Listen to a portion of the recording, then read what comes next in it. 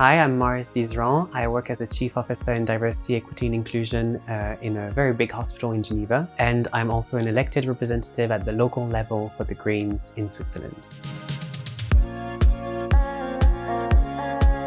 I think politics showed up in my life when I was ready and open to it. It wasn't a plan or it wasn't an intention at the very beginning. I never thought that I would be, as a queer person, legitimate to get into politics, but I realized that it was actually quite powerful to be different in a field that was so strict and rigid and that wasn't open to queer realities or people that belong in minorities. Since a very early stage, I always thought strongly about injustices and I always thought that life was unjust. Through politics, I think I found a way to inhabit very, very strongly that value, which is justice and respect. At some point, a friend introduced me to the Greens and it just made all sense. And now I wouldn't imagine my life without politics.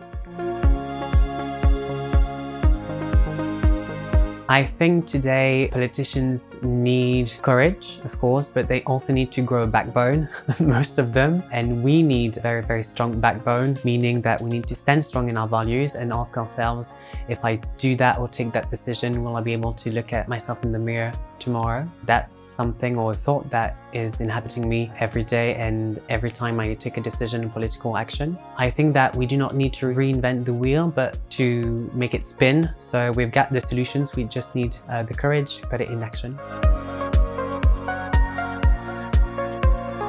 I think from this training I want to build a very strong sense of community, opening myself to other or new realities and somehow reigniting the flame or political and activist flame I've got inside myself, because sometimes it can be quite solitary and tiring to be in the political field, especially as a queer person. So finding peers, young people and engaging together and discussing about our political leadership is actually a great way to reignite that flame and find my motivation again.